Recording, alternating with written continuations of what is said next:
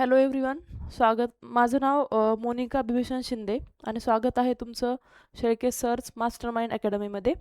आजच्या लेक्चरमध्ये आपण तुमचे जे काही TET किंवा जी CTET आहे त्याच्यासाठीचे बायोलॉजीचे आपण पूर्णपणे रिव्हिजन बघणार आहे. ठीक आहे, आधी आपण झुलॉजी बघूयात, त्यानंतर बॉटनीचे रिव्हिजन घेऊयात. बघा, वन बाय वन आपण स्टार्ट करूयात. सगळ्यात अगोदर तर आपल्याला आपलं जे काही शरीर आहे ते कसं बनलेलं आहे हे पाहायचं आहे. ठीक आहे, मानवी शरीर आपण ज्याला म्हणतो. सायन्समध्ये पर्टिक्युलरली बायोलॉजीमध्ये जर आपण पाहायला गेलं तर ह्युमन बॉडीवर जास्त क्वेश्चन्स असतात. ठीक आहे, एक्झाम पॉईंट ऑफ व्ह्यूने जाऊयात. बघा, सगळ्यात जी बेसिक आपण ज्याला म्हणतो मानवी शरीराचं, तर बेसिक घटक असतो त्या म्हणजे पेशी. म्हणजेच काय की वेगवेगळ्या पेशींपासून आपल्या शरीराची काय झालेलं आहे, रचना तयार झालेली आहे. ओके, सगळ्यात बेसिक इलेमेंट असतो पेशी. अनेक पेशींपासून ऊती तयार होतात, यालाच आपण टिश्यू असं म्हणतो. त्यानंतर विविध प्रकारच्या ऊतींपासून आपले अवयव तयार होतात. या अवयवांच्या जे काही गट असतात त्याला आपण संस्था असं म्हणतो.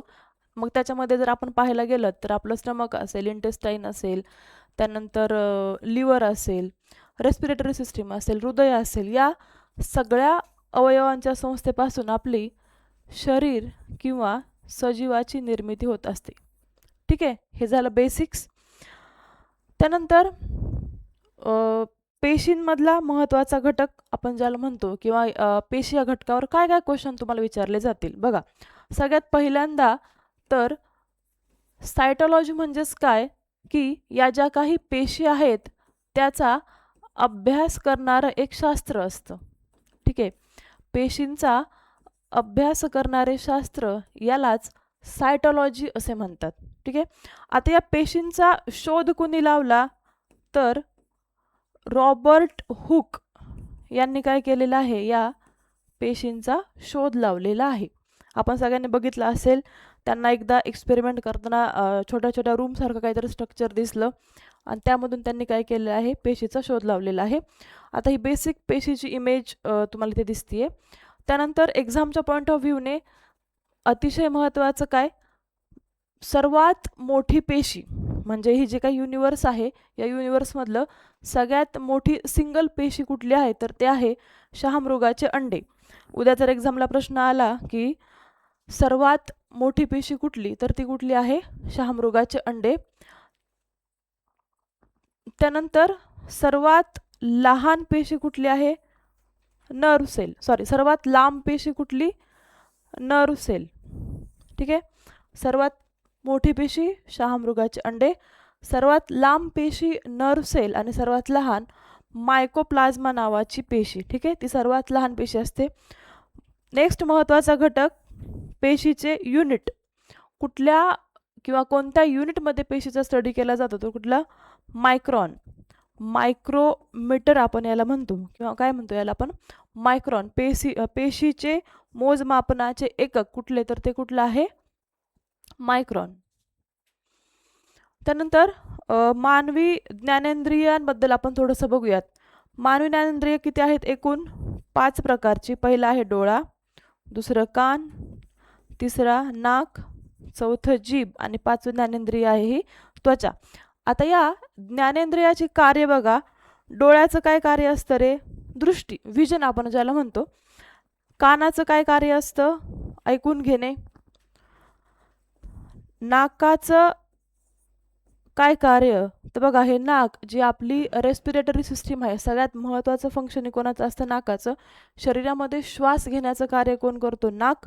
श्वासासोबतच जे काही सुगंध असेल किंवा दुर्गंधी असेल ह्याचीही मानवाला जाणीव करून देण्याचं कार्य कोण करत असतो, नाक. त्यानंतर जीभ, जिभेचं कार्य आहे चव देणे.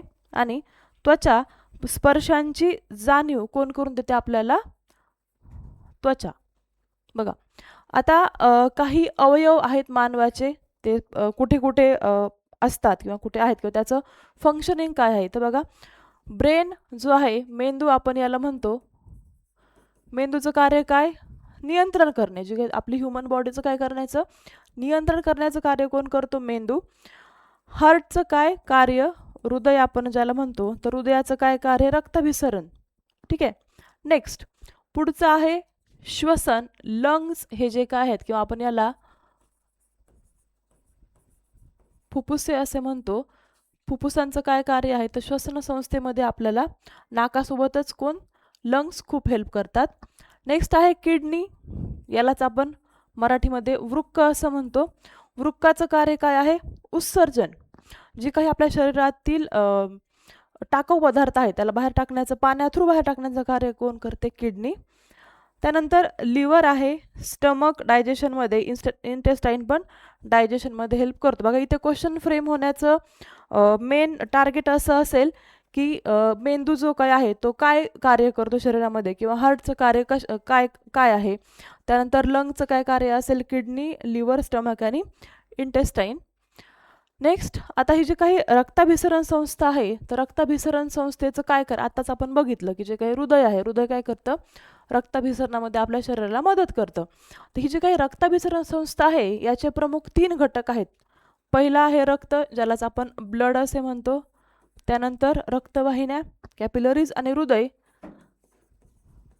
हार्ट. ठीक आहे, हे 3 मेन इलेमेंट आहेत. आता बघा, मानवी शरीरामध्ये 5 ते 6 लिटर एवढं काय असतं? रक्त असतं. त्यानंतर रक्तवाहिन्यांचं कार्य काय असतं की शुद्ध आणि अशुद्ध रक्ताची हृदयाला देवाणघेवाण करणे. आणि हार्टचं काय कार्य असतं? हे जे काही रक्तवाहिन्यांकडून आलेलं रक्त आहे या रक्ताचं पंपिंग करणं. ठीक आहे, शरीराला पंपिंग करण्याचं कार्य कोण करत असतं? हृदय. ओके, आता हे रक्त शुद्ध आणि अशुद्ध रक्त आपण याला जे काय म्हणतो, हे शुद्ध अशुद्ध रक्त कुठं फिल्टर होत असतं? तर ते हृदयात फिल्टर होतं का? नाही. कुठे फिल्टर होतं? ते आपल्या फुफ्फुसांमध्ये फिल्टर होतं. ठीक आहे, हृदयाचं फक्त एक काम आहे. बघा, प्रश्न जर असा आला की हृदयाचे खालीलपैकी कोणते कार्य आहे, तर हृदयाचं कार्य फक्त रक्ताची पंपिंग करणे आहे. शुद्ध अशुद्ध रक्त करण्याचं कार्य कोण करत असतात? फुफ्फुस करत असतात. त्यानंतर जे हा जो काही रक्त आहे, हा ब्लड आहे, या ब्लडचे 3 घटक आहेत. ठीक आहे, मेनली 2 आपण बघूयात. पहिला जो आहे प्लाझ्मा. बघा, प्लाझ्मा आणि ब्लड सेल्सनी काय तयार होत असते? ब्लड तयार होत असते. ओके, आता हा जो काही प्लाझ्माचं जर आपण प्रपोर्शन बघितलं तर जवळपास 55% आपल्या ब्लडमध्ये काय असतो? प्लाझ्मा असतो. आणि बाकीच्या मग जे काही ब्लड सेल आहेत या असतात 45%. ठीक आहे, 100% जे काही आपलं ब्लड आहे, ओके, 100% जे काही आपलं ब्लड आहे या ब्लडमध्ये 55% असतो प्लाझ्मा आणि 45% असतात ब्लड सेल्स. मग या ब्लड सेल्समध्ये पण मेनली कुठल्या? RBC, WBC आणि प्लेटलेट्स. RBC, WBC आणि प्लेटलेट्स. या 45% मध्ये पण RBC जवळपास 44% असतात आणि उरलेल्या 1% मध्ये आपल्याला WBC आणि प्लेटलेट्स पाहायला मिळतात. RBC म्हणजेच काय? Red blood cells, WBC white blood cells आणि प्लेटलेट्स, लाल रक्तपेशी, पांढऱ्या रक्तपेशी आपण ज्याला म्हणतो. देन आता हे ज्या काही रक्तवाहिन्यांचे प्रकार बघूयात. बघा, या ज्या काही आपल्या शरीरामध्ये रक्तवाहिन्या आहेत त्या पर्टिक्युलरली 3 भागांमध्ये डिवाइड झालेल्या. ठीक आहे, पहिली कुठली आहे? धमनी, हिलाच आपण आर्टरी असे म्हणतो. दुसरी शिरा आणि तिसऱ्या केशवाहिन्या, कॅपिलरीज आपण याला म्हणतो. आता ही जे धमनीचं काय कार्य आहे तर बघा, धमनी हृदयापासून रक्त नेते. हृदयापासून शरीराच्या इतर भागालाही काय करते? रक्त नेते. तर हे कसं असतं? Oxygenated blood. ठीक आहे, ऑक्सिजनयुक्त ब्लड शरीराच्या सर्व अवयवांना देण्याचं कार्य कोण करत असते? धमनी. त्यानंतर शिरा काय करते? ही काय करत असते? कार्बन डायऑक्साईड युक्त रक्त हृदयाकडे नेण्याचं काय करते? कार्य करते. तर केशवाहिनी काय करत असते? या ऑक्सिजन आणि CO2ची, जो काही O2 आणि CO2 आहे याची देवाणघेवाण करण्याचं कार्य कोण करत असते? ही केशवाहिनी, आपण यालाच कॅपिलरी असे म्हणतो. त्यानंतर बघा रक्तदान, याच्याबद्दल पण जे काही आपले ब्लड ग्रुप्स आहेत, तर ब्लड ग्रुप्स आपले मेनली किती प्रकारचे आहेत? ए, बी, ए बी आणि ओ, 4 प्रकारचे ब्लड ग्रुप आपल्याला पाहायला मिळतात. ए बी आणि ओ. याच्यामध्ये पण युनिव्हर्सल डोनर किंवा रक्तदाता आणि रक्तग्राही आपण याला म्हणतो. तर रक्तदाता युनिव्हर्सल डोनर हा ओ असतो. कोणता खालीलपैकी कुठला ब्लड ग्रुप हा युनिव्हर्सल डोनर आहे? तर कुठला आहे? ओ. ओमध्ये पण पर्टिक्युलरली ओ निगेटिव्ह हा कोणालाही ब्लड देऊ शकतो. युनिव्हर्सल ॲक्सेप्टर, यालाच आपण सर्वग्राही असे म्हणतो. तर ए बी, ठीक आहे, ब्लड ग्रुप ए बी हा सर्वग्राही म्हणजे हा काय आहे? Universal acceptor. नेक्स्ट, आता श्वसनाचे काही महत्त्वाचे टप्पे बघूयात आपण. बघा, श्वास घेणे म्हणजे काय? आपण जेव्हा श्वास घेत असतो, इन्हेलेशन आपण याला म्हणतो, तेव्हा आपण ऑक्सिजन शरीरामध्ये घेतो आणि उच्छ्वास बाहेर टाकणे तेव्हा आपण काय करतो? CO2 आपल्या शरीराच्या बाहेर काय करत असतो? रिलीज करत असतो. आता हे जे काही प्रमाण आहे एक्झामच्या पॉईंट ऑफ व्ह्यूने बघा, हे फॅक्च्युअल डेटा लक्षात ठेवायचा आहे. जेव्हा आपण श्वास घेत असतो, फक्त ऑक्सिजनच आत घेतो का? आपण नाही, तर ऑक्सिजन सोबत अजून इतर वायू आपण काय करत असतो? इन्हेल करत असतो. जेव्हा आपण इन्हेलेशन करतो तेव्हा ऑक्सिजन 21% आत घेतो, CO2 हा 0.04% इन्हेल केला जातो आणि अदर गॅस नायट्रोजन 78% आणि उरलेले जे काही वायू असतात ते आपण इन्हेल करत असतो. तर असं टोटल किती? 100% जो काही आपण इन्हेलेशन करतो त्याच्यामध्ये काय? ऑक्सिजन 21%, CO2 0.0%, 78% काय असतो? आपला नायट्रोजन. त्याचबरोबर जेव्हा आपण उच्छ्वास एक्झिलेशन जेव्हा करत असतो तेव्हा 16% ऑक्सिजन बाहेर सोडला जातो, CO2 किती असतो? 4% आणि 78% नायट्रोजन बाहेर सोडला जातो. आणि जो काही आता बघा, तुम्हाला असं वाटत असेल 16% आणि हा 21%, याच्यामधला जो काही डिफरन्स आहे तो जो काही डिफरन्स असेल तुमचा जवळपास किती होतो बघा, हा 5% डिफरन्स जो आहे हा पेशी एनर्जीसाठी काय करत असतात? यूज करत असतात. आता श्वसनाचे परत 2 प्रकार पडतात, अंतःश्वसन आणि पेशी श्वसन. तर अंतःश्वसनामध्ये बघा, रक्तातून जो काही आपण ऑक्सिजन बघितलं आपण इथे, रक्तातून ऑक्सिजन कोण घेतं? पेशी घेते, ठीक आहे. या पेशीमध्ये क्रिया घडते, इथे खाली तुम्हाला एक्सप्लेन करेल, आणि मग पेशीमधून CO2 काय केला जातो? बाहेर फेकला जातो.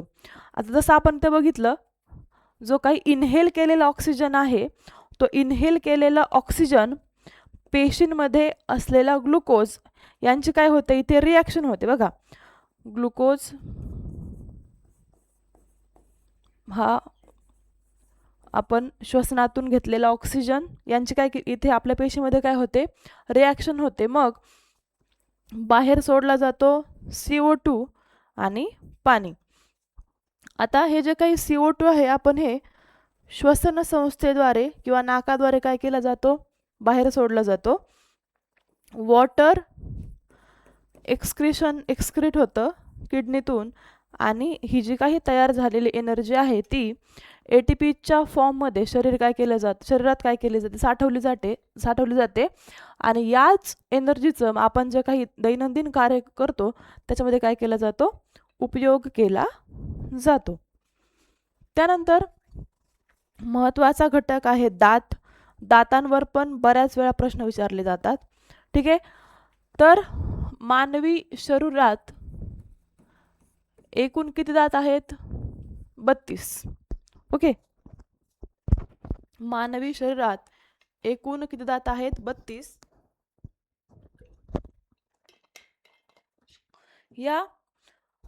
आता हे जे काही दात आहेत हे प्रौढांमध्ये बघायला भेटतात 32. लहान मुलांमध्ये किती दात असतात? तर लहान मुलांचे 20 आपल्या भाषेमध्ये आपण त्याला दुधी दात असं म्हणतो. तर ते किती असतात? 20. आता हे दात आहेत ते परत 4 भागांमध्ये डिवाइड झालेले आहेत. पहिला आहेत पटाशीचे दात, त्याला आपण इन्सिसर टीथ असं म्हणतो बघा. हे जे पहिले 4 आहेत ते कुठले आहेत? इन्सिसर टीथ, म्हणजे एका साईडचे 4 आणि हे 4. ठीक आहे. समोरचे जे 4 आपण त्याला काय म्हणत असतो? पटाशीचे दात किंवा इन्सिसर टीथ. त्यानंतर सुळे हे असतात 2+2. कलर चेंज करते मी. सुळे बघा 2+2. त्यानंतर दाढा या आहेत 4, दोन्ही साईडच्या 4+4 आणि उपदाढा या असतात 3+3. आता बघा काउंट करूयात आपण. 3+3 6, हे झाले 8, हे झाले 4 आणि हे 8. 8 आणि 4 12, 12 आणि 8 सॉरी, हे इकडे 6+6 असतात. इथे 12 होतील टोटल. दोन्ही साईडचे वरचे 6 आणि खालचे 6 टोटल किती होतील? 12. आणि असा टोटल मिळून हा काउंट किती होतो असतो यांचा? 32. त्यानंतर पचनसंस्थेबद्दल आपण रॅपिडमध्ये बघूयात एकदम. पचनसंस्थेचा प्रवास किंवा जेव्हा आपण अन्न गिळंकृत करत असतो त्या अन्नाचा आपण प्रवास बघूयात. बघा सगळ्यात पहिल्यांदा तर आपण तोंडाद्वारे काय घेतलं जातं? अन्न. त्यानंतर ते अन्न घशातून इसोफेगसमध्ये जातं. आता ग्रासनी ही जी काही इसोफेगस आहे यालाच आपण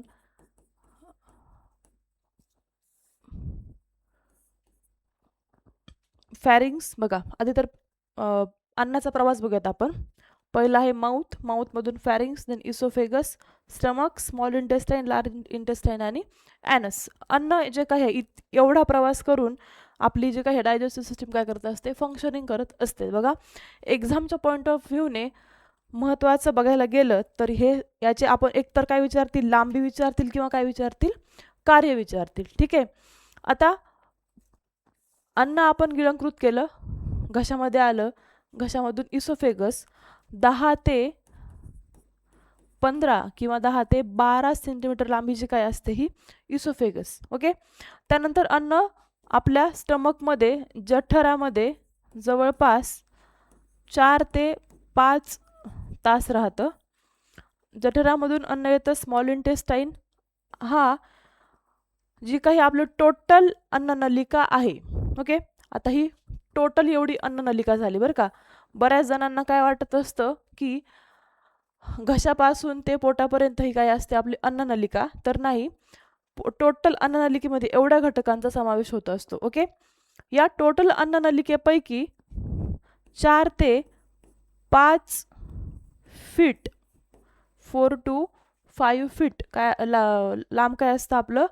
स्मॉल इंटेस्टाईन. ओके.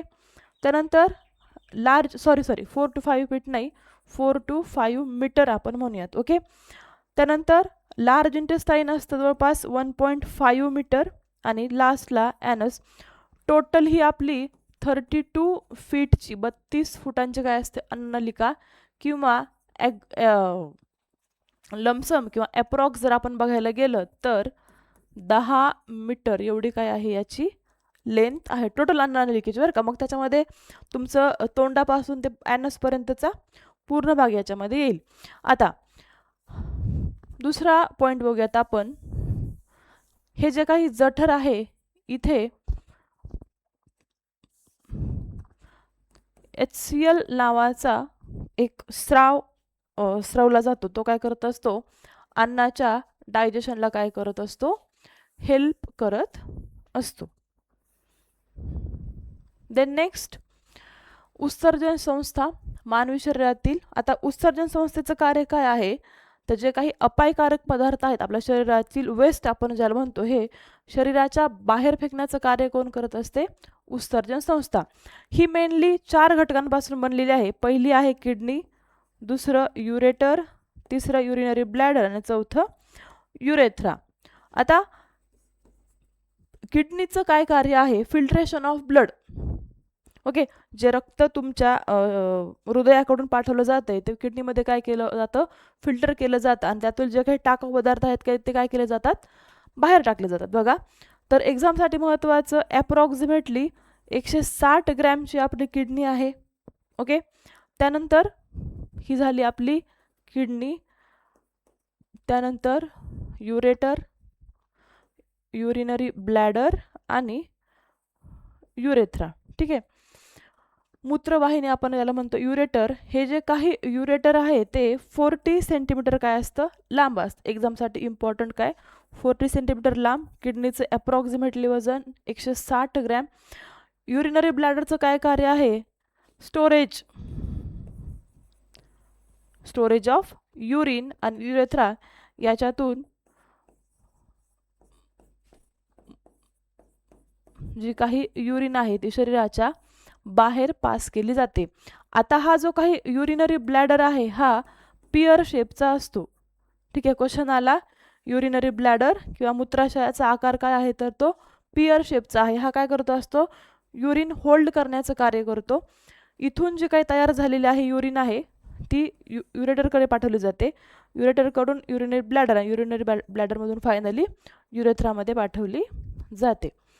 नेक्स्ट एक्झामसाठी महत्त्वाचा पॉईंट तो म्हणजे स्नायू, मसल्स आपण ज्याला म्हणतो. तर बघा, अतिशय महत्त्वाचा घटक आहे स्नायू. आधी तर तुम्हाला मी आपल्या शरीरामध्ये किती स्नायू आहेत हे सांगते. मानवी शरीरामध्ये जवळपास 600+ स्नायू बघायला भेटतात. त्यात पण ॲप्रॉक्सिमेटली आकडा बघायला गेलं तर 639 स्नायू आपल्या मानवी शरीरामध्ये आहेत. मानवी शरीराच्या एकूण वजनाच्या स्नायूंचं प्रमाण किती आहे, तर ते आहे 40%. म्हणजेच तुमचं जर वजन 100 किलो असेल त्यातील जवळपास 40 किलो वजन कोणाचं असतं, या स्नायूंचं. त्याच्यामध्ये पण अजून स्त्रियांमध्ये 30% आणि पुरुषांमध्ये 40%. ठीक आहे. स्त्रियांमध्ये 30% स्नायू असतात, पुरुषांमध्ये 40% स्नायूंचं वजन असतं. आता हे स्नायू पण 2 प्रकारामध्ये डिवाइड झालेले. पहिले आहेत ऐच्छिक स्नायू आणि दुसरे आहेत अनैच्छिक स्नायू. ऐच्छिक म्हणजेच काय, जे तुमच्या इच्छेनुसार चालतात. ठीक आहे. आपल्या इच्छेनुसार चालणाऱ्या स्नायूंना आपण काय म्हणतो, ऐच्छिक स्नायू. तर आपल्या इच्छेच्या विरुद्ध जे चालतं त्याला आपण काय म्हणतो, अनैच्छिक स्नायू. आता ऐच्छिकमध्ये काय, पर्टिक्युलरली आपल्या हाताचे आणि पायाचे स्नायू यांचा समावेश होतो. तर अनैच्छिकमध्ये हृदयाचे आणि आतड्याचे स्नायू किंवा इतर ज्या काही आपल्या शरीरातील संस्था आहेत किंवा शरीरातील इतर संस्था. आता या इतर संस्थांमध्ये काय असेल, आपली उत्सर्जन संस्था असेल, श्वसन संस्था असेल, त्यानंतर आपली रिप्रोडक्टिव्ह सिस्टीम असेल, या आपल्या इच्छेच्या विरुद्ध चालतात. अशा संस्थांमध्ये जे काही स्नायू आहेत, अशा अवयवांमध्ये जे काही स्नायू आहेत ते कुठे येतात, या अनैच्छिक स्नायूमध्ये. त्यानंतर एक्झामसाठी काही महत्त्वाचे स्नायू बघा. पहिला आहे द्विशिरस्क, यालाच आपण बायसेप असं म्हणतो. दुसरा आहे, आता 1 बाय 1 जाऊयात. बघा, द्विशिरस्क हा जो काही मानवी हातातील दंड आहे, आपल्या दंडाच्या वरती. ठीक आहे. जिममध्ये आपण वगैरे जातो ना, दंडाच्या वरचा जो स्नायू असतो तो कुठला आहे, द्विशिरस्क, यालाच आपण बायसेप असं म्हणतो. त्यानंतर दुसरा आहे ट्रायसेप, यालाच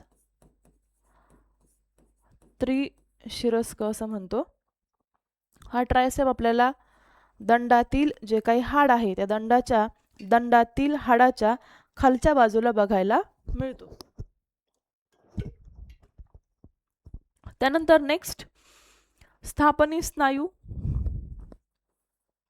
आता हा जो काही स्थापनी स्नायू आहे हा आपल्याला कानामध्ये बघायला मिळेल. पुढचा आहे ग्लुटिक स्नायू, शरीरातील सर्वात मोठा स्नायू. आणि 5वा आहे तो म्हणजे सार्टोरिस. आता 1 बाय 1 जाऊयात आपण. बघा,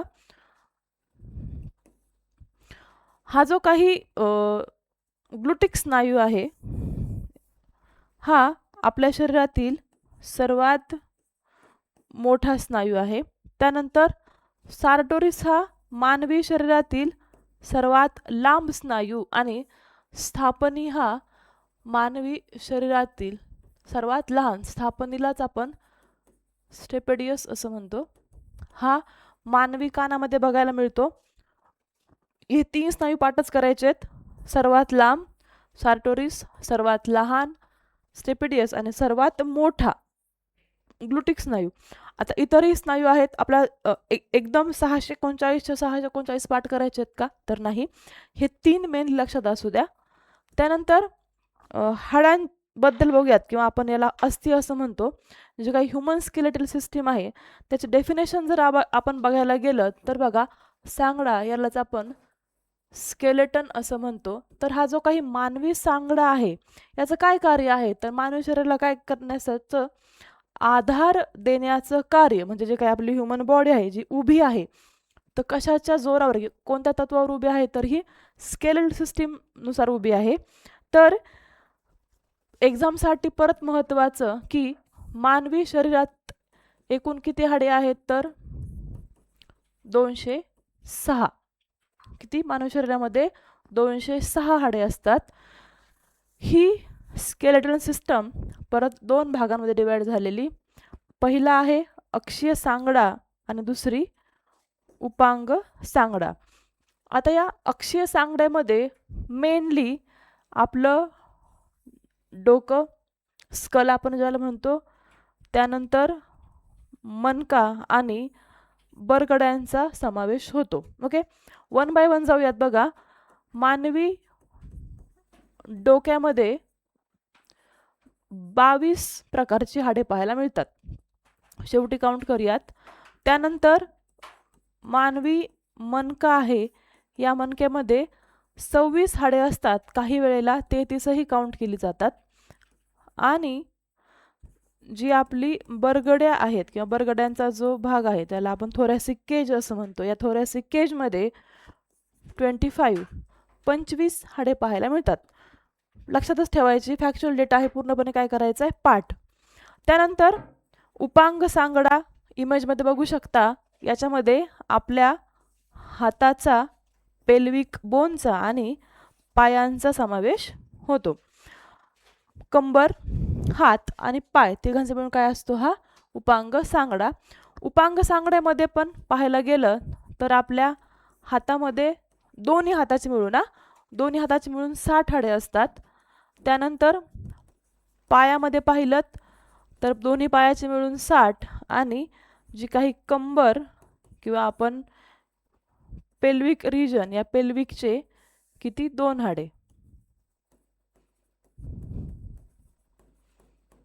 पेल्विकचे 2. ठीक आहे, असं सगळ्याचं मिळून काउंट. आणि याच्यामध्ये अजून एक एक्स्ट्राचं हॉइड बोन, आपला जे काही घसा आहे, घशाला एक हॉइड बोन बोन असतं प्रोटेक्शनसाठी. अशी सगळी मिळून काय होतात? ती 206 काउंट होतो. त्यानंतर मानवी चेतासंस्था, जे काही आपली बॉडी आहे ती कंट्रोलमध्ये किंवा नियंत्रणामध्ये ठेवण्याचं कार्य कोण करत असते? ही मानवी चेतासंस्था. ही पण परत 3 भागांमध्ये डिवाइड झालेली. पहिली आहे मध्यवर्ती चेता, CNS आपण याला म्हणतो, सेंट्रल नर्वस सिस्टम. त्यानंतर परिघीय चेतासंस्था PNS आणि स्वायत्त चेतासंस्था autonomic nervous system ANS. CNS, PNS आणि ANS. आता या मध्यवर्ती चेतामध्ये काय होतं? बघा, मध्यवर्ती चेतामध्ये आपला मेंदू आणि स्पायनल कॉर्ड याचा समावेश असतो. परिघीय मध्ये इतर जे काही आपले अवयव आहेत, पेरिफेरल नर्वस सिस्टम, त्याचा समावेश असतो. तर स्वायत्तमध्ये ऑटोमेटिव्ह म्हणजे रिफ्लेक्ट ॲक्शन आपण ज्याला म्हणतो त्याचा समावेश कशामध्ये होत असतो? या स्वायत्त चेता संस्थेमध्ये. आता जी CNS आहे ती कशापासून बनलेली आहे? जसं मी तुम्हाला आत्ताच सांगितलं, CNS कशापासून? मेंदू आणि स्पायनल कॉर्ड.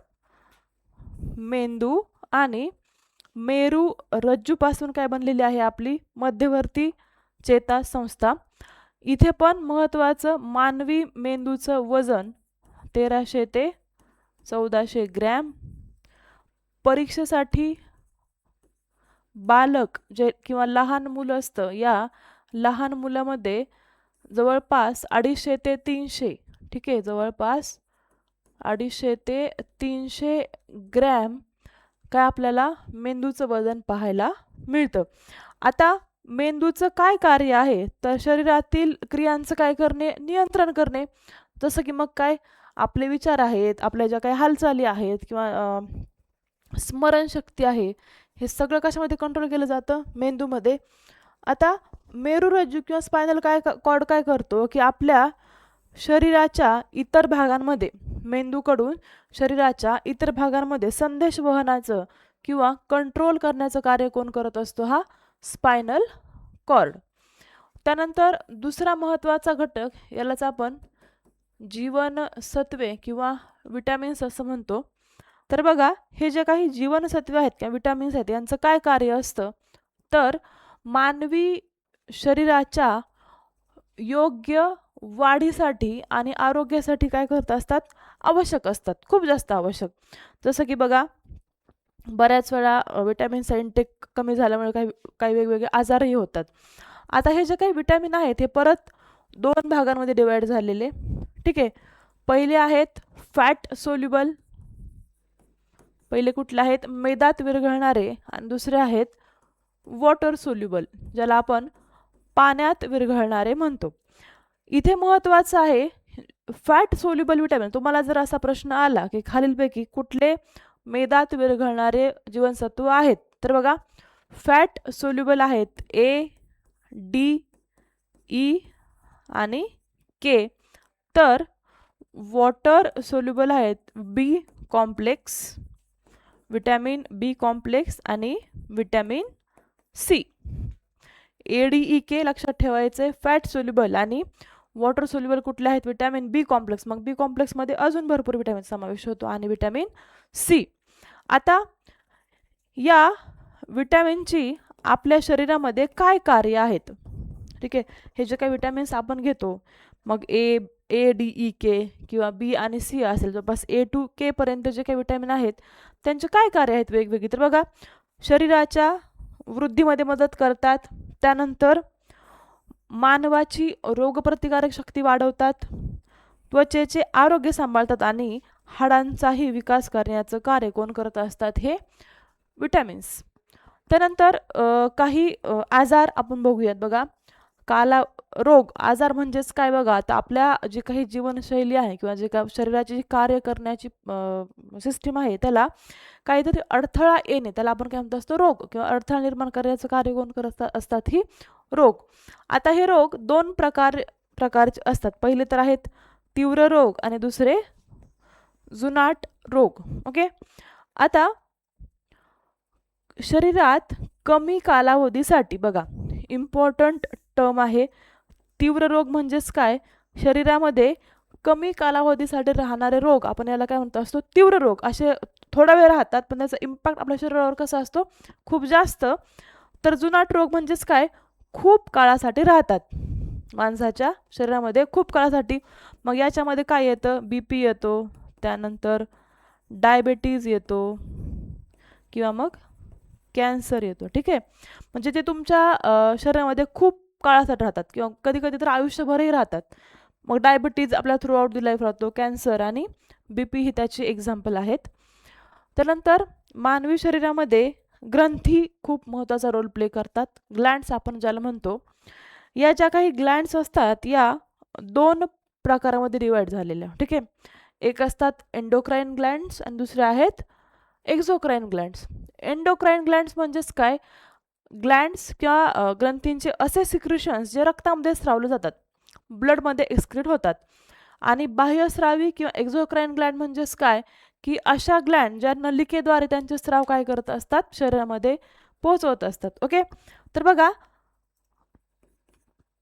अंतस्रावी म्हणजे काय, रक्तातील स्राव, आणि एक्झोक्राइन म्हणजे काय, नलिकेद्वारे त्याचे स्राव सोडले जातात. आता बघा, हे जे काही ब्लड मध्ये एक्सक्रिशन होतात, यालाच आपण हार्मोन्स असे म्हणतो. ग्लँड्स, अशा ग्लँड्समधून ब्लडमध्ये जे काही एक्सक्रिशन्स होतात, त्याला आपण हार्मोन्स असे म्हणतो. मग आता ह्या ग्लँड्स कुठल्या कुठल्या, तर बघा, पिट्युटरी ग्लँड ही सगळ्यात महत्त्वाची ग्रंथी आहे, हिलाच आपण मास्टर ग्रंथी असे म्हणतो. मास्टर ग्रंथी, मास्टर ग्लँड कुठली आहे आपल्या शरीरातील, ही पिट्युटरी ग्लँड थायरॉइड असेल, ॲड्रिनल ग्लँड असेल, हे त्याचे काय आहेत एक्झाम्पल्स आहेत. ओके, ठीक आहे. एक्झोक्राईन आणि एंडोक्राईन ग्लँडचे एक्झाम्पल सगळ्यांनी पाठ करून ठेवायचे आहेत. तर बाह्यस्रावी ग्रंथी किंवा नलिकेद्वारे जे स्राव स्रवतं, जसं की लाळ ग्रंथी, यातून आपल्याला सलायवाचं सिक्रेशन बघायला भेटतं. जठर ग्रंथी, याच्यामध्ये मग HCl असेल, त्यानंतर म्युकस असेल, हे सिक्रेशन कोणाद्वारे केले जातात? या जठर ग्रंथी, स्टमक ग्लँडमधून आणि यकृतामधून यकृत रस, बाईल ज्यूस सिक्रेट केला जातो. काय? यकृतामधून बाईल ज्यूस सिक्रेट केला जातो. ओके, इथपर्यंत होतं झुलॉजी, प्राणीशास्त्र. आता आपण वनस्पतीशास्त्राची थोडीशी रिव्हिजन करूयात. मग याच्यामध्ये वनस्पतींचे अवयव असतील, वनस्पतीमध्ये पोषण कशा प्रकारे होतं, वनस्पतीचे वहन, ऊती आणि जे काही वर्गीकरण आहे, हे सगळ्यांचा भाग आपण बघूयात. क्विक रिव्हिजन करूयात. बघा, सगळ्यात पहिल्यांदा तर वनस्पतीचं इंट्रोडक्शन, म्हणजे वनस्पतीमध्ये कुठले कुठले घटक आपल्याला पाहायला मिळतात. वनस्पतीमध्ये मेनली 5 प्रकारचे घटक असतात. ठीक आहे, वनस्पतीमध्ये किती? 5 मेन घटक असतात. पहिले म्हणजे फ्रॉम बॉटम स्टार्ट करूयात. पहिलं आहे मूळ. आता हे जे काही मूळ आहे, मुळाचं काय कार्य असतं? जमिनीतून पाणी आणि पाणी आणि खनिजाचं काय केलं जातं? शोषण. ठीक आहे, हे आता हे बघा, इथे आहे आपलं ग्राउंड लेवल. ठीक आहे, मुळांचं, रूट्सचं काय कार्य? जमिनीतून पाणी आणि खनिजांचं काय करणे? शोषण करणे. त्यानंतर खोड, स्टेम काय करतं? पाणी आणि अन्नाचे वहन करतं. ठीक आहे, वनस्पतीच्या इतर भागाला पाणी आणि अन्नाचे वहन करण्याचं कार्य कोण करत असतं? खोड. अजून खोडाचं दुसरं कार्य काय? की पाने, फुले, फळांना काय देतं? ते आधार देतं, किंवा फांद्यांना काय करतो? खोड आधार देतो. तिसरा घटक आहे फळ, चौथा फूल आणि पाचवा पाने. आता बघा, फळाचं काय कार्य आहे? की झाडांसाठी बघतो बरं का, वनस्पतीसाठी फळाचं काय कार्य आहे? की जे काही फल बीज आहे, ओके, या फल बीजाचं संरक्षण करण्याचं कार्य कोण करत असतं? फळ. Okay, membrane. बघा, कुठल्याही फळाच्या आतमध्ये काय असते? बिया असतात, किंवा त्या बीचं रक्षण करण्याचं कार्य कोण करत असतं? फळ. त्यानंतर फूल हा प्रजननाचा प्रमुख अवयव आहे. ओके, फुले फक्त तोडायची, डोक्याला लावायची किंवा इतर गोष्टींसाठी वापरायची असे असतात का? तर नाही. फूल हे कुठल्याही वनस्पतीचं प्रजननाचा प्रमुख अवयव असतो. त्यानंतर पाने काय करत असतात? अन्नांची निर्मिती. बघा, झाडामध्ये सगळ्यात महत्त्वाचा घटक काय आहे? ते लीफ सिस्टम, आपण याला पाने असे म्हणतो. प्रकाश संश्लेषणातून, ओके, फोटोसिंथेसिस जे काय आहे, सूर्यप्रकाश जो भेटतो, या सूर्यप्रकाशातून फोटोसिंथेसिसच्या मार्फत झाडांमध्ये अन्नाची निर्मिती करण्याचं कार्य कोण करत असते? हे पाने. आणि मग ह्या पानात तयार झालेलं जे काही अन्न आहे, ते शरीराच्या इतर भागांना काय केलं जातं? पोहोचवलं जातं, जसं की मग फूल असेल, फळ असेल, इत्यादी. आता थोडक्यात आपण प्रवास बघूयात झाडांचा, वनस्पती चक्र. सगळ्यात आधी तर बघा, बीज जेव्हा आपण जमिनीमध्ये लावतो, ओके, त्याचं रूपांतर आधी मूळ अंकुरमध्ये होतं. त्यानंतर मुळाद्वारे काय केलं जातं? पोषण आणि आधार दिला जातो. खोडाद्वारे अन्न आणि पाण्याची निर्मिती झाडाला होते. पान हे अन्न निर्मितीमध्ये कार्य करतं, तर फूल प्रजनन आणि नवीन बीजाची निर्मिती करतं. झाडाच्या प्रत्येक अवयवाचं काय काय कार्य आहे पाठच करून जायचे. बघा, सगळ्यात महत्त्वाचं मूळ, पोषण आणि आधार. पोषण म्हणजेच काय? जे काही जमिनीमधील मिनरल्स आहेत, ओके, जमिनीमधील मिनरल्स शोषून घेण्याचं कार्य, मिनरल्स आणि पाणी शोषण्याचं कार्य कोण करतं? मूळ. खोड काय करतं? झाडाला आधार देतं आणि वहन करते. पाने अन्न निर्मिती आणि फुलाचं कार्य काय आहे? प्रजनन. ओके, देन आता जेव्हा आपण एखादी बी किंवा एखादं बीज जमिनीमध्ये लावतो तेव्हा ही आहे आपली जमीन, तेव्हा त्या बीजाचं रूपांतर झाडामध्ये होत असतं. पण जे काही अर्ली स्टेज आहे बघा, अर्ली स्टेजमध्ये आधी मूळ तयार होतं. अगोदर मूळ जे काही आपण कोंब आपण ज्याला म्हणतो आधी मूळ तयार होतं, आणि नंतर दुसरी स्टेप आहे ती म्हणजे त्या बीजाला अंकुर फुटतो. ठीक आहे. जेव्हा पहिल्यांदा जेव्हा बीज आपण जमिनीमध्ये रोवलं जातं, पहिल्यांदा काय होतं, आधी मूळ आणि नंतर अंकुर. आता हे दोन सिस्टीम आहेत. यालाच आपण इथून एवढी जी काही सिस्टीम आहे जमिनीच्या खालची, याला आपण रूट सिस्टीम असं म्हणतो, आणि जमिनीच्या वरची जी सिस्टीम त्याला आपण शूट सिस्टीम असं म्हणतो. रूट सिस्टीम आणि शूट सिस्टीम. ओके. रूट सिस्टीममध्ये मूळ आणि शूट सिस्टीममध्ये मग आपलं खोड असेल, पानं असेल, फांद्या असेल आणि फुलांचा समावेश होतो. आता बघा, आदिमूळ हे जे काही आदिमूळ हा जमिनीच्या खाली वाढत असतो. इथं बघता ना तुम्ही, जमिनीच्या खाली काय वाढत असतो, आदिमूळ. याचं रूपांतर मग नंतर इतर मुळांमध्ये होतं. आणि अंकुर प्ल्युम्युल हा जो असतो तो जमिनीच्या वर वाढत असतो. ओके. मग याचं रूपांतर नंतर अंकुराचं रूपांतर कशामध्ये होतं, खोडामध्ये. प्रश्न येईल, अंकुराचं रूपांतर कशामध्ये होतं, मुळामध्ये, खोडामध्ये, पानामध्ये का फुलामध्ये? तर अंकुराचं रूपांतर कशामध्ये होत असतं, खोडामध्ये. आणि आदिमुळाचं रूपांतर कशामध्ये होतं, मुळामध्ये. हे दोन इम्पॉर्टंट पॉईंट लक्षात ठेवायचे. त्यानंतर रूट सिस्टीममध्येच आपण बघूयात. बघा, तर मुळांचं काय कार्य असतं, जर डेफिनेशन आपण बघायला गेलं तर खाली आधारासाठी, ओके, जमिनीखाली आधारासाठी वाढणारा घटक कुठला झाडाचा, तर तो कुठला, मूळ, रूट. आताच आपण बघितलं काय, पाणी आणि खनिजाचं काय करतात ते शोषण झाडाच्या वाढीसाठी, आणि दुसरं वनस्पतीला आधार देण्याचे काय करतात ते कार्य करतात.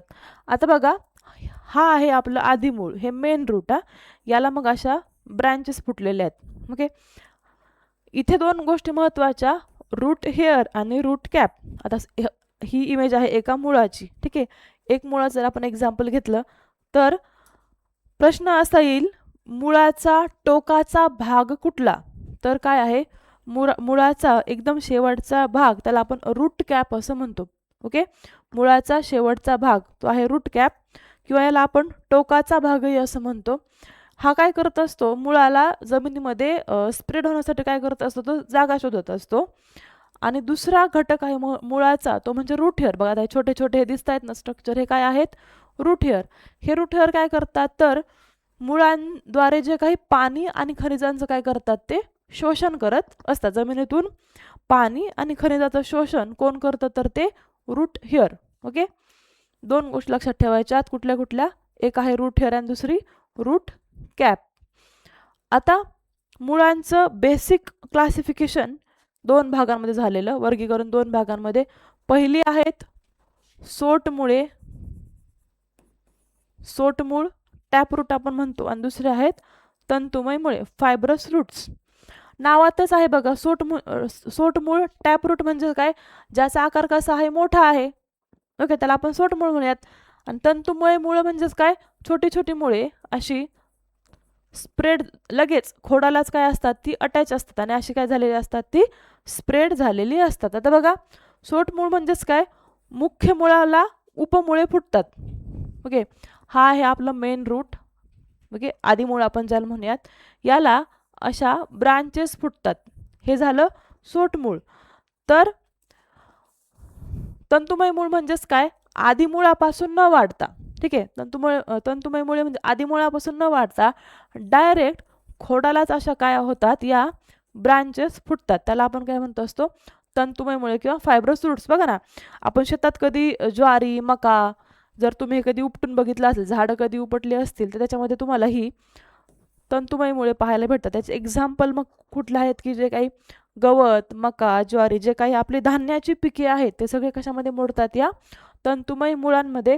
आणि सोट मुळामध्ये, टॅप रूटमध्ये जर आपण बघायला गेलं तर घेवडा, मोहरी, किंवा आपलं जे कडुनिंबाचं झाड आहे, फळांची झाडे आहेत. पर्टिक्युलरली फळझाडे कशामध्ये येतात? या सोट मुळामध्ये, टॅप रूटमध्ये. आता मुळांचे अजून काय कार्य किंवा अजून कुठले मुळे आहेत तर बघा, इतर मुळांमध्ये जर आपण बघायला गेलं तर काही मुळेही स्टोरेजचं सुद्धा कार्य करतात. याच्यावर एक क्वेश्चन आलेला आहे की खालीलपैकी स्टोरेजचं किंवा मग संचयी मूळ कोणतं आहे? त्याच्यामध्ये आय थिंक गाजर एक्झाम्पल होतं. तर बघा, मग स्टोरेज रूट्स किंवा मग संचयी मुळे याच्यामध्ये बीट, गाजर आणि मुळा यांचा काय होतो? समावेश होतो. तर दुसरं जे काही आधाराची मुळे, पहिले आहेत आधाराची आणि दुसरे आहेत स्टोरेजची. तर बघा, सपोर्टिव्ह रूट्स किंवा आधाराची मुळे याद्वारे काय केलं जातं? तर जे काही झाड आहे बघा, सपोर्ट रूट्स काय करतं? झाडाला आधार देण्याचं कार्य करतं. आणि संचयी मुळे काय करतात? अन्नाचं स्टोरेज करण्याचं काय करत असतात? कार्य करतात. मग याच्यामध्ये फेमस एक्झाम्पल आहे ते म्हणजे वडाच्या झाडाच्या पारंब्या. पारंब्या फांद्या असतात का? तर नाही, ते खोडाला किंवा फांद्यांना फुटलेले काय असतात? मुळे असतात. त्यानंतर झाडाबद्दल किंवा वनस्पतीबद्दल आपण अजून डीपमध्ये जर बघायला गेलं तर बघा, परत 3 महत्त्वाचे घटक. पहिले आहेत पेरे, दुसरे आहेत कांडे आणि तिसरे आहेत मुकुल. यालाच आपण काय म्हणत असतो? बर्ड्स असे म्हणतो. आता पेर म्हणजे काय? झाडाचा असा भाग जिथे काय होतं? जिथून पाने फुटतात. ओके, नोड्स जे आहेत पेरे, इथून झाडाचा असा भाग जिथून पाने फुटतात. त्यानंतर इंटरनोड्स, हा आहे एक नोड, हा आहे दुसरा नोड. या दोन नोडमधील जो काही भाग आहे त्याला आपण काय म्हणत असतो? कांडे, इंटरनोड्स. आणि दुसरा आहे मुकुल. आता इथे बघा, हा जो काही छोटा असा, आपल्या भाषेमध्ये आपण त्याला बड म्हणतो, छोटासा कोंब झाडाला फुटतो, त्याला काय म्हटलं जातं? मुकुल. आता मुकुलापासून काय इतर फांद्यांची काय होत असते? निर्मिती होते. ओके, आणि हे सगळं कशामध्ये आहे? या प्ल्युम्युलमध्ये, अंकुरामध्ये. हे सगळं शूट सिस्टम. ठीक आहे, अंकुरापासून पुढे खोड, फांद्या, पाने आणि फुले. डेफिनेशन्स लक्षात ठेवायच्यात. काही अन्नसंचयाची मुळे, जसं की आपण गाजर, बीट बघितलं. त्यानंतर अजून काय पाहिलं एक्झाम्पल आपण? गाजर, बीट आणि मुळा. ओके, तर तसंच अन्नसंचय करणारी मुळे अजून एक एक्झाम्पल आहे बघा, कंद आणि खोड जमिनी खाली वाढतात. कंद खोड म्हणजे, आता हा बटाट्याचं एक्झाम्पल घेतलं तर हा काय आहे? कंद आहे. हा, याचं खोड जमिनीच्या खाली वाढतं बघा. त्यानंतर याचे जर आपण कार्य बघायला गेलं खोडाचे, तर पहिलं काय? नेक्स्ट आहे खोडाची मुख्य कार्य. इथं खोड शब्द ॲड करायचा राहिला. खोडाची मुख्य कार्य तर काय? वनस्पतीला आधार देणे. त्यानंतर मुळांकडून जे काही पाणी आणि क्षार शोषलेलं आहे ते वनस्पतीच्या इतर भागांपर्यंत पोहोचवणे. आणि जे काही पानांद्वारे तयार झालेलं अन्न आहे त्याचं पण काय करतो? वहन. खोडाचं काय कार्य? मुळाकडून आलेले पाणी आणि पानांकडून आलेले अन्न वनस्पतीच्या इतर अवयवांना पोहोचवणे, हे कोणाचं कार्य आहे? खोडाचं. परत खोडाचे काही प्रकार पडतात. ओके, खोडाचे परत 3 प्रकार. एक आहे अंतरिक्ष खोड, दुसरं दुर्बल खोड आणि तिसरं कंद खोड. आता अंतरिक्ष खोड म्हणजेच काय? जे खोड सरळ वाढतं. ठीक आहे, अंतरिक्ष म्हणजे आकाशाच्या दिशेने जे वाढतं किंवा सरळ वाढतं, दृढ खोड आपण ज्याला म्हणतो, तर ते कुठलं आहे? अंतरिक्ष किंवा सरळ. दुसरं आहे दुर्बल खोड. दुर्बल खोड म्हणजेच काय? एखाद्या खोडाला आधाराची काय पडते? गरज. याच्यामध्ये कशा समावेश होतो? वेलींचा. वेलींच्या वाढीसाठी त्यांना काय असते? आधाराची गरज असते. आणि दुसरे असतात भूमिगत खोड किंवा त्याला आपण कंद खोड असं म्हणतो. आता इथे जे आपण बघितलं, हा बटाटा जो आहे तो मुळाचं एक्झाम्पल आहे का? तर नाही. बटाटा कशामध्ये जातो? खोडांमध्ये जातो. ओके, जमिनीत वाढणारे आणि खाद्य साठवणारे खोड. ओके, याच्यामध्ये मग एक्झाम्पल काय आहे? कांदा आहे, बटाटा आहे आणि आले आहेत. रूटमध्ये आणि याच्यामध्ये कन्फ्यूज व्हायचं नाही.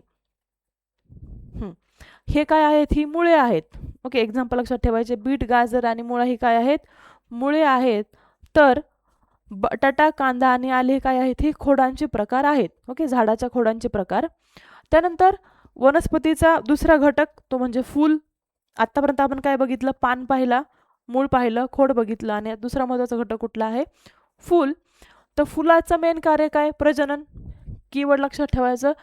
फुलांचं काय? Flower is a reproductive system of any plant.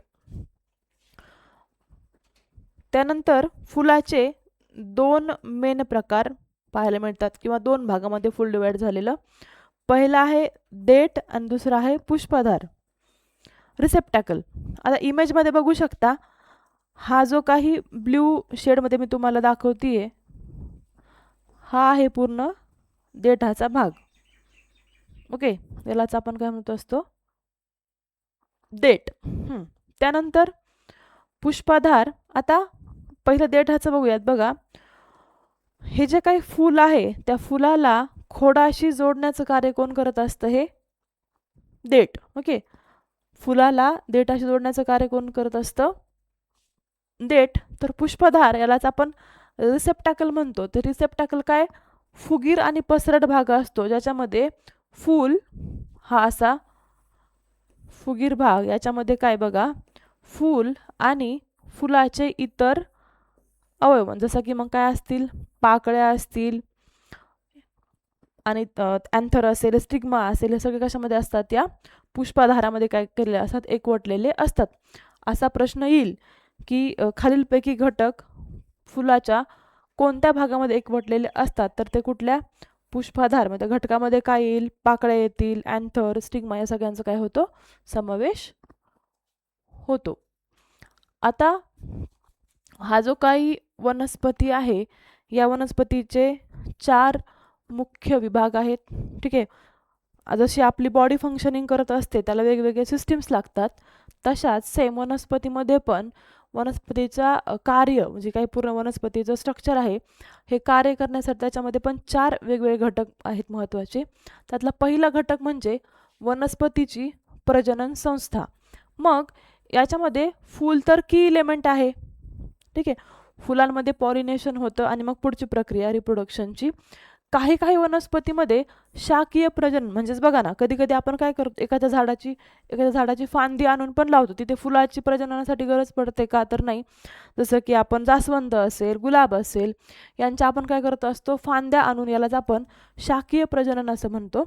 त्यानंतर जे काही पोषण आणि श्वसन वनस्पतीमधलं महत्त्वाचा घटक आहे. पोषण म्हणजेच काय? जमिनीतून खनिज घेणे किंवा पानांपासून अन्न मिळवणे, हे पण कशामध्ये येतं? या पोषणामध्ये. हा दुसरा महत्त्वाचा घटक. तिसरी आहे वहन संस्था. आता मुळांकडून घेतलेले पाणी आणि पानांकडून घेतलेले अन्न हे वहन यंत्रणेद्वारे काय केले जातात? कंट्रोल केले जातात. याच्यामध्ये मग मेनली जलवाहिन्या आणि रसवाहिन्यांचा समावेश होतो. बघा, वहन यंत्रणेमध्ये जलवाहिन्या आणि रसवाहिन्या. जलवाहिन्या काय करतात? मुळांकडून घेतलेले पाणी झाडांना पोहोचवणे. तर रसवाहिन्या बघा, जलवाहिन्या काय करतात? मुळांकडून घेतलेले पाणी आणि रसवाहिन्या काय? पानांमध्ये निर्माण झालेले अन्न वनस्पतीच्या शरीराच्या इतर भागांना पोहोचवण्याचं कार्य कोण करत असतात? या रसवाहिन्या. तर वनस्पतीच्या पानांमधून, वनस्पतीच्या जो काही पान आहे या पानांमधून बाष्प बाहेर टाकण्याचं कार्य कोण करतं? ही बाष्पोत्सर्जन संस्था. तर आणि चौथं मेन घटक ती म्हणजे संरचनात्मक ऊती. वनस्पती ऊती किंवा प्लांट टिश्यू आपण याला म्हणतो. हे प्लांट टिश्यू वनस्पतीच्या फंक्शनिंगमध्ये खूप महत्त्वाचा रोल प्ले करतात. आता वनस्पतीच्या फूल जे आहे याच्या प्रजननाचं थोडंसं इंट्रोडक्टरी पार्ट बघूयात आपण. तर बघा, 2 महत्त्वाचे घटक आहेत, अँड्रोशियम आणि गायनोशियम. ओके, आता अँड्रोशियम म्हणजेच काय? हा फुलाचा पुल्लिंगी भाग आहे. तर गायनोशियम हे फुलाचा स्त्रीलिंगी भाग आहे. असा प्रश्न येईल, खालीलपैकी कुठला फुलाचा पुल्लिंगी भाग आहे? तर तो कुठला? अँड्रोशियम. आणि स्त्रीलिंगी भाग म्हणजेच कुठला? गायनोशियम. ठीक आहे. आता हा जो काही अँड्रोशियम आहे हा पुंकेसरापासून बनलेला असतो. तर हा जो काही गायनोशियम आहे हा कार्पेल्स पासून बनलेला असतो. आता या कार्पेल्समध्ये पण परत 3 महत्त्वाचे घटक असतात. एक म्हणजे कुक्षी, कुक्षीदंड आणि अंडाशय. बघा ही आहे कुक्षी, इथे मी नंबर्स देते, ए बी सी असं म्हणूयात, ए बी आणि सी. ही आहे कुक्षी, हा एवढा भाग आहे हा कुक्षीदंड, आणि तिसरा आहे हा आहे अंडाशय, याला आपण सी, कलर दुसरा वापरते. एवढा भाग हा ए, एवढा भाग हा बी, आणि हा एवढा भाग असतो सी, हा अंडाशयाचा भाग. मग आता जे काही फुलाचा जो काही पुल्लिंगी भाग आहे याच्याकडून येणारे जे काही पोलन ग्रेन्स आहेत ते कशावर रिसीव्ह केले जातात, या कुक्षीवर. या कुक्षीमधून आलेले पोलन ग्रेन्स या कुक्षीमधून प्रवास करत करत कुठपर्यंत येतात, त्या अंडाशयामध्ये, आणि इथे बीजाची निर्मिती होते. फळ आणि बीज कुठे निर्माण होत असतं, या अंडाशयामध्ये. बघा, अंडाशयातील बीजांड्याचे रूपांतर बीजामध्ये होते. आता हा पूर्ण एवढा अंडाशय आहे, ठीक आहे, फुलाचा. ठीक आहे. तर या अंडाशयातील बीजांडे जे आहेत हे बघा, याचं रूपांतर कशामध्ये होत असतं, बीजांमध्ये. तर हा पूर्ण अंडाशय याचं रूपांतर कशामध्ये होतं, फळामध्ये. इम्पॉर्टंट आहे, कीवर्ड्स लक्षात ठेवायचे. बीजांड्याचे रूपांतर बीजामध्ये आणि अंडाशयाचे रूपांतर कशामध्ये होते, फळामध्ये होत असते. आता फुलाचे परत 2 प्रकार पडतात, एकलिंगी फुले आणि उभयलिंगी फुले. एकलिंगीच म्हणजे काय, युनिव्हर्सल फ्लॉवर्स आणि बायसेक्शुअल फ्लॉवर्स. आता एकलिंगी फुल म्हणजेच काय, अशा फुलामध्ये स्त्रीकेसराचा किंवा पुंकेसराचा समावेश असतो. किंवा बरं का, एकतर स्त्रीकेसर असेल किंवा पुंकेसर असेल, एकतर अँड्रोशियम असेल किंवा मग गायनोशियम असेल. तर उभयलिंगी फुल म्हणजेच काय, एकाच फुलामध्ये, उभयलिंगी फुल म्हणजे काय, एकाच फुलामध्ये स्त्रीकेसरही असतं आणि पुंकेसरही असतं एकाच फुलामध्ये. तर इकडे 2 वेगवेगळी फुले, म्हणजे जर एकलिंगी फुलाचं रिप्रोडक्शन व्हायचं असेल तर एक फुल असतं स्त्रीकेसराचं आणि दुसरं फुल असतं पुंकेसराचं. आता जे काही प्रजनन संस्था आहे त्याच्यामध्ये फूल खूप जास्त महत्त्वाचा रोल प्ले करतं. आता उभयलिंगी फुलामध्ये जर आपण बघायला गेलं तर बघा, एक्झाम्पल याची जास्वंद असेल, मोहरी असेल, गुलाब, हे सगळे कशाचे आहेत, ही उभयलिंगी फुलाचे एक्झाम्पल्स आहेत. आता फलनाची सुरुवात, पॉलिनेशन आपण ज्याला म्हणतो,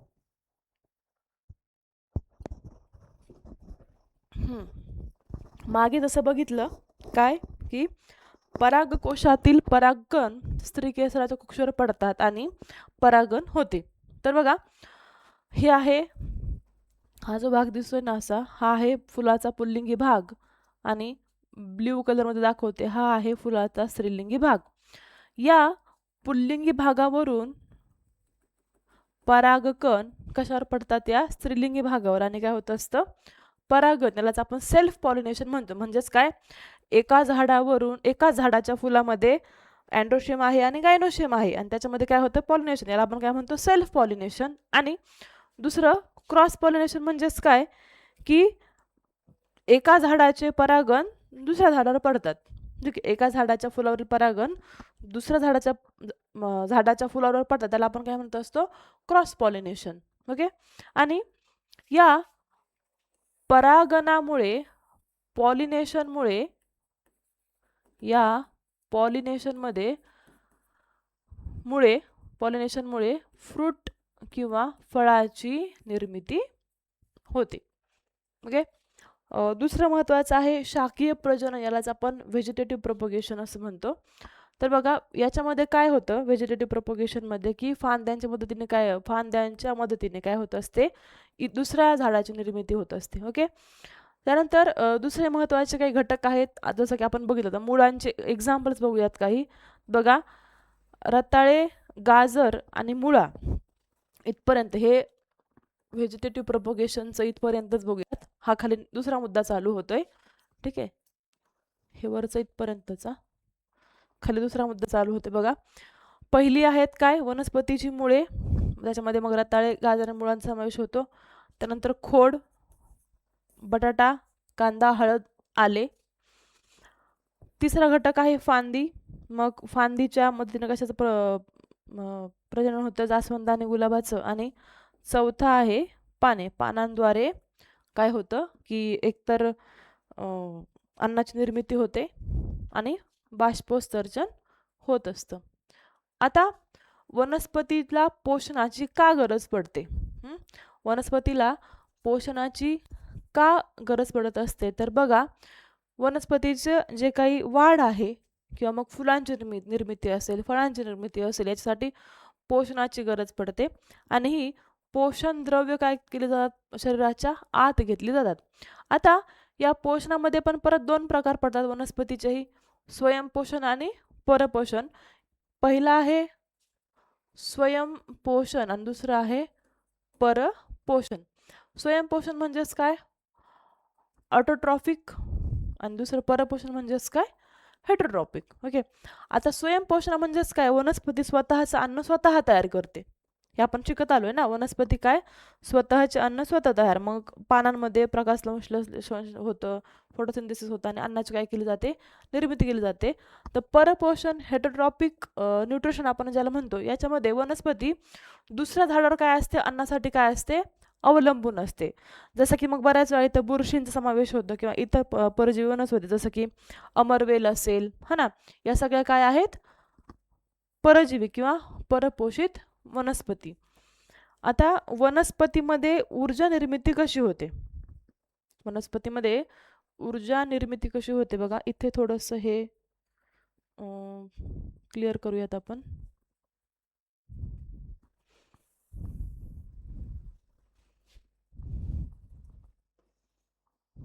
हे याचं नाहीये बरं. वनस्पती वातावरणातील CO2 आत घेते. वनस्पती ऑक्सिजन नाही, वातावरणातील CO2 आत घेत असते. वनस्पती वातावरणातील CO2 आत घेते आणि ऑक्सिजन बाहेर सोडण्याचं काय करत असते, ती कार्य करत असते. हा, इकडे बघा. आता ऊर्जा स्रोत आपण ज्याला म्हणतो, वनस्पतीलाही एनर्जी लागत असते वाढीसाठी. काय करते वनस्पती, वातावरणातील एकतर लाईट आपण ज्याला म्हणतो की सूर्याकडून जो येणारा लाईट आहे तो घेत असते. त्यानंतर वातावरणातील CO2 घेते.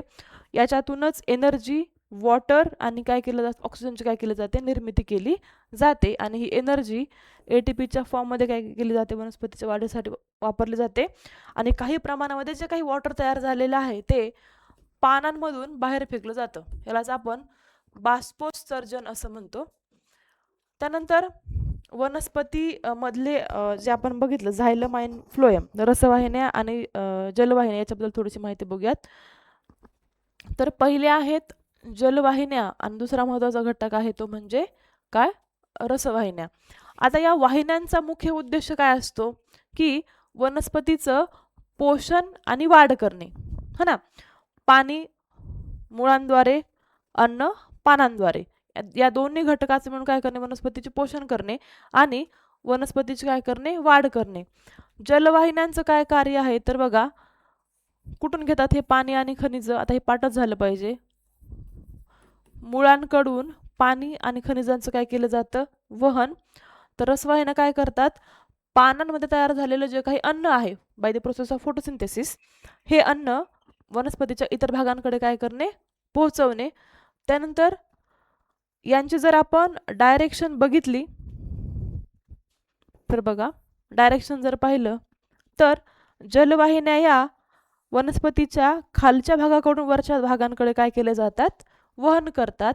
तर रसवाहिन्या सर्व दिशांनी, म्हणजेच काय, आता इकडे पान आहे समजा, ही वनस्पती आहे आपली, ठीक आहे, ही वनस्पती, या वनस्पतीला असे पाने आहेत वेगवेगळ्या ठिकाणी. तर या पानांकडून अन्नाचं वहन मग ते सगळ्या ठिकाणी कोणाद्वारे केलं जातं, तर या रसवाहिन्यांद्वारे. फक्त जलवाहिन्या, झायलम आहे ते काय करत असतं, वरच्या दिशेने वहन करतं. तर रसवाहिन्या ह्या इतर कुठल्याही डायरेक्शनला काय करत असतात, अन्नाचे वहन करत असतात. त्यानंतर दुसरा महत्त्वाचा घटक आहे, आता आपण जसं बघितलं की पानामधील जे काही प्रमाणामध्ये पाणी आहे ते उत्सर्जित करण्याचं कार्य कोण करत असतं? पाणी. यालाच आपण बाष्पोत्सर्जन असं म्हणतो. याद्वारे पानांमधील काही प्रमाणामध्ये एकदम स्मॉल क्वांटिटीमध्ये काय केलं जातं? पाणी काय केलं जातं? बाहेर रिलीज केलं जातं. बघा कधी कधी आपण बघतो ना की जो काही पानांचा भाग आहे वनस्पती तो थोडंसं आपल्याला ओलसर जाणवतो. ओके, आणि हे पानामधील पाणी, ओके, वनस्पतीच्या पानामधील पाणी हे पर्णरंध्रांद्वारे काय केलं जातं? बाहेर एक्सक्रीट केलं जातं इन द फॉर्म ऑफ, कशाच्या फॉर्ममध्ये केलं जातं? ते वाफेच्या फॉर्ममध्ये बाहेर फेकलं जातं. आणि या पूर्ण कन्सेप्टला काय म्हटलं जातं?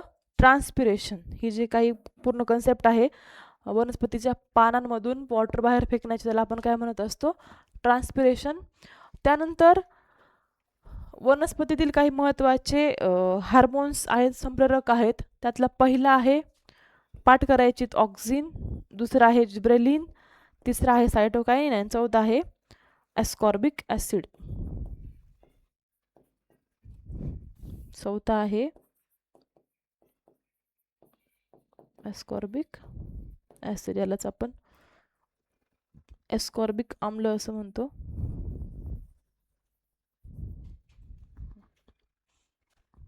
त्यानंतर next important point, plant tissues mainly दोन भागांमध्ये डिवाइड झालेले.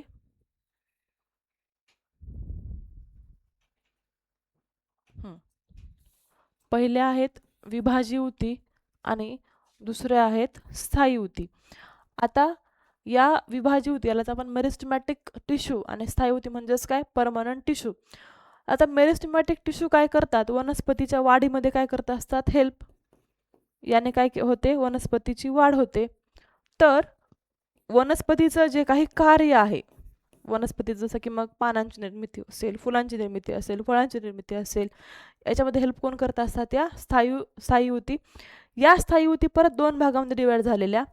त्यातल्या पहिल्या आहेत सरल ऊती आणि दुसऱ्या आहेत जटिल. असा जर प्रश्न आला की सरल ऊती ह्या खालीलपैकी कुठल्या ऊतींचा प्रकार आहे, तर ते कुठल्या? परमनंट टिश्यू म्हणजेच काय? स्थायी ऊतीचा प्रकार कुठला? सरल ऊती आणि जटिल ऊती. याचे टाईप्स पाठ करायचे आहेत. त्यानंतर विभाजी ऊतीच्या आहेत वनस्पतीच्या, या परत तीन भागांमध्ये डिवाइड झालेल्या आहेत. एक आहेत आंतरिक विभाजी ऊती, दुसऱ्या आहेत प्ररोह विभाजी आणि तिसऱ्या आहेत पार्श्व विभाजी. आता आंतरिक विभाजी या ज्या आहेत या पानांच्या आणि पेरे जे आहेत आपण याला म्हणतो, याच्या तळाशी पाहायला मिळतात. याचे कार्य काय आहे? तर फांद्या आणि पानांची काय करणे? वाढ करणे. आंतरिक म्हणजे काय? त्या वरच्या दिशेला असतात. बरं, आंतरिक म्हणजे काय? वरच्या दिशेला. त्या काय करतात? फांद्या आणि पानांची काय करतात? वाढ. प्ररोह विभाजी, आता ह्या प्ररोह विभाजी आहेत ह्या एकतर खोडाच्या अग्रभागी असतात किंवा मग डायरेक्टली मुळाच्या अग्रभागी असतात. ठीक आहे, एकतर खोडाच्या अग्रभागी किंवा मग मुळाच्या अग्रभागी. यांचं काय करायचं असतं? लांबी वाढवणे. म्हणजे काय?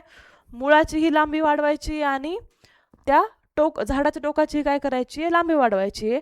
आणि तिसऱ्या आहेत पार्श्व विभाजी, या खोड आणि मुळाच्या बाजूला. म्हणजे बघा, प्ररोह विभाजी टोकाला, कुठे? खोडाच्या आणि मुळाच्या एकदम टोकाला बघायला मिळतात. तर पार्श्व विभाजी काय? या खोडाच्या आणि मुळाच्या बाजूला. म्हणजे अशा खोडाच्या आणि मुळाच्या बाजूला कुठल्या बघायला भेटतात आपल्याला? पार्श्व विभाजी. आंतरिकचं काय कार्य? फांद्या आणि पानांची वाढ करणे. प्ररोह विभाजीचं काय? एकदम त्या झाडाच्या टोकाला किंवा मग मुळाच्या टोकाला दोघांची काय करणे? वाढ करणे. आणि पार्श्व विभाजी काय? खोडाची जाडी किंवा मुळांची जाडी वाढवण्याचं कार्य कोण करतात? या पार्श्व विभाजी. तीन ऊती आणि त्यांचे कार्य पाठ करायची आहेत. आता बघा, या ज्या काही स्थायी ऊती आहेत किंवा स्थायी ऊती या दोन भागामध्ये डिवाइड झालेल्या. इथं हे चुकून आलं, विभाजी ऊती.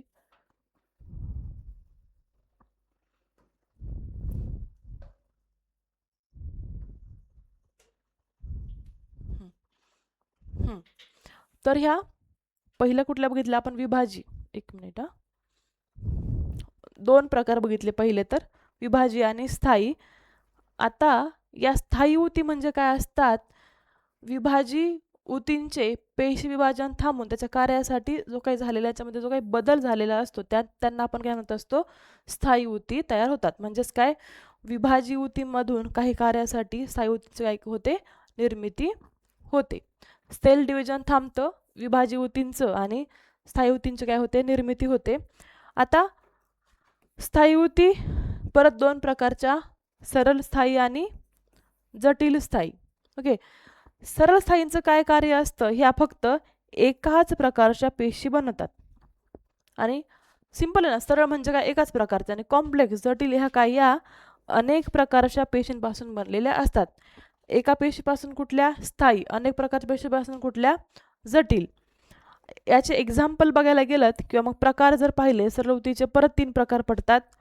पहिल्या मूल, स्थूल आणि दृढ. तर जटिल ऊतींमध्ये फक्त झायलम आणि फ्लोएम म्हणजेच काय, वनस्पतीच्या जलवाहिन्या आणि रसवाहिन्यांचा समावेश होतो.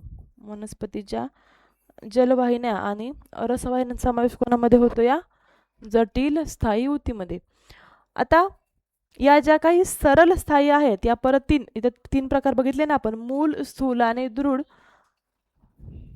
बघा, ही आहे मूल ऊती, दुसरी आहे स्थूल ऊती आणि तिसरी आहे दृढ ऊती.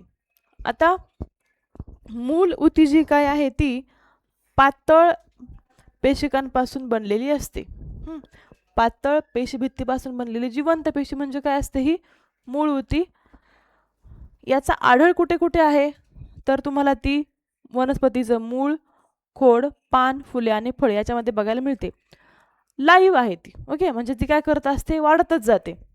त्यानंतर कार्य काय याचं, की मोकळ्या जागा भरणे, वनस्पतीला आधार देणे आणि काय करणे, अन्नाची साठवण करणे. तर बघा, स्थूल ऊती या लांबट पेशी असतात आणि या काय करत असतात, तर एक प्रकारची ही जाड अशी काय असते, पेशीभित्तिका असते. ओके, या झाल्या स्थूल. मूल काय, पातळ पेशीभित्तिका. स्थूलमध्ये काय, जाड पेशीभित्तिका. यांचा आढळ कुठे कुठे आहे, तर बघा, पानांचं देठ, खोड आणि पानांच्या तळाशी. ऊती आणि तिचा आढळ पाठ करायचा आहे. तर ही जी काही दृढ ऊती आहे, ही खोड, पाने, पानांच्या शिरा, बियांचे कवच, नारळ. म्हणजे एक्झाम्पल लक्षात ठेवा, दृढ म्हणजेच काय, कठीण. जेवढे काही कठीण कठीण भाग आहे तिथे कोणती ऊती बघायला भेटते आपल्याला, दृढ ऊती. जसं की बघा, खोडाचा जो काही भाग असतो तो कडक झालेला असतो, बाहेरचा भाग कसा झालेला असतो, कडक झालेला असतो, मग तिथे आपल्याला दृढ ऊती पाहायला मिळते.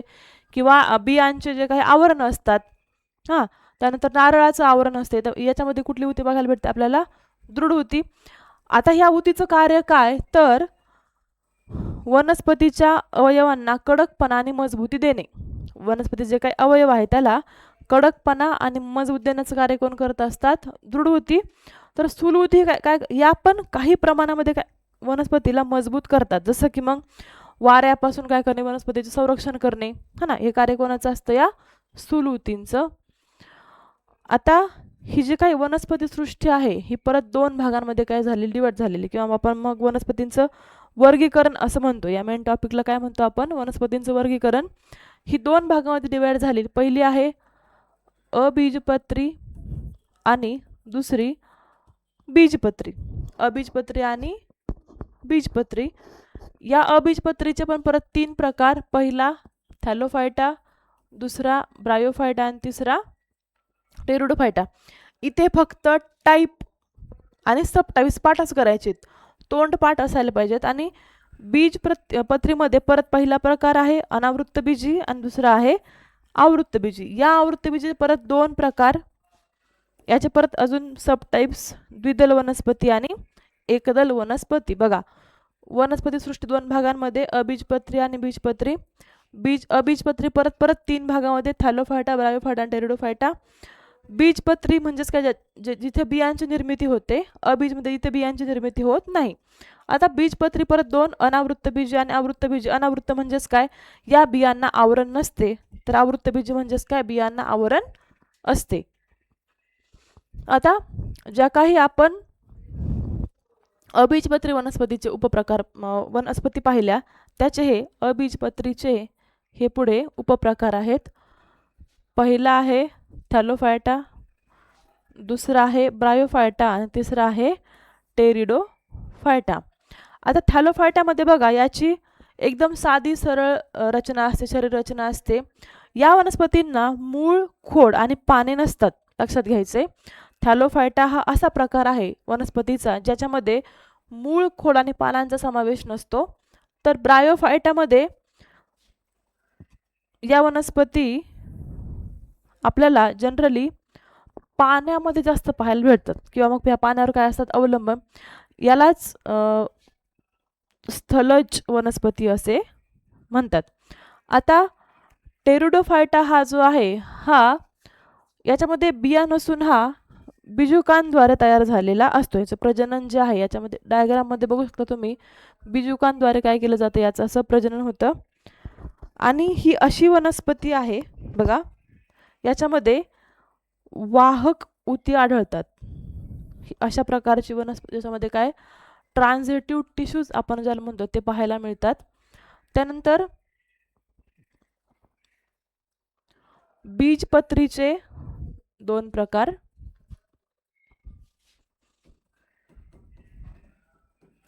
बीजपत्री वनस्पतीचे दोन प्रकार, एक तर पहिला आहे तो अनावृत्त बीज आणि दुसरा कुठला आवृत्त बीजी. आता अनावृत्त म्हणजेच काय, त्याच्या बियांना कवर नसते. त्या वनस्पतींच्या बिया कशा असतात, उघड्या असतात. तर आवृत्त बीजी म्हणजे काय, बीजे फळांच्या आत असतात. या वनस्पतीचे बीजे फळांच्या आत पाहायला मिळतात. मग ही जी काही अनावृत्त बीजे आहे यांची बिया कुठल्याही प्रकारच्या फळांच्या आत असतात किंवा याला कुठल्याही प्रकारचं फळ नसतं. तर आवृत्त बीजीमध्ये बिया फळांच्या आत असतात. मग याचे परत दोन प्रकार पडतात, द्विदल बीजी आणि एकदल बीजी. म्हणजेच काय, द्विदल आणि एकदल धान्य. आपण द्विदल म्हणजे मग काय काय येईल त्याच्यामध्ये, शेंगदाणे येतील, हरभरा येईल, तूर येईल. एकदल म्हणजेच काय, आपले जे काही धान्य आहेत जसं मग गहू, ज्वारी, बाजरी, हे सगळे कसे आहेत, ही एकदल प्रकारची धान्याची एक्झाम्पल आहेत. आता बघा, द्विदल बीजी आताच आपण बघितलं, द्विदल बीजी आणि एकदल बीजी. द्विदल बीजीमध्ये दोन भाग असतात, बियाचे दोन भाग होतात. तर एक दल बीजीमध्ये फक्त एकाच प्रकारचं त्या बियाचा भाग बघायला भेटतो.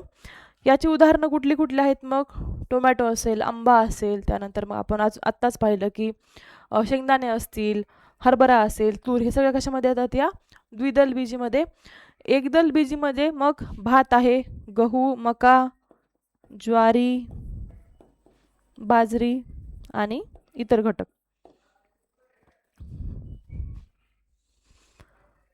त्यानंतर टोटल जी काही आतापर्यंत आपण वनस्पती सृष्टी बघितली त्याचं परत एक थोड्या भागामध्ये रिव्हिजन करूयात. पहिलं काय आहे, मूळ, दुसरं खोड, तिसरं फूल, चौथा घटक आहे वनस्पतीचा पोषणाचा. रिवाइज करूयात बघा. मूळ काय करतं, आधार, पाणी शोषण्याचं कार्य आणि अन्न संचयाचं कार्य. खोड काय करतं, आधार, अन्न आणि पाण्याचं वहन. फुलाचं काय, प्रजनन आणि पोषण. वनस्पती एक तर दोन प्रकारचे पोषण करते, स्वयंपोषण आणि परपोषण. परत ऊतींचं जाळं बघितलं, विभाजी, मूल, स्थूल आणि दृढ ऊती. ठीक आहे. परत शॉर्टमध्ये एकदा वनस्पती सिस्टीम समजून घेऊयात. एक तर स्ट्रक्चरमध्ये काय बघितलं आपण, स्ट्रक्चरमध्ये काय काय पाहिलं, वनस्पतीच्या मूळ, खोड, पान, फुले आणि फळ. ओके. त्यानंतर प्रजननामध्ये कोणता महत्त्वाचा घटक वनस्पतीचा, फूल.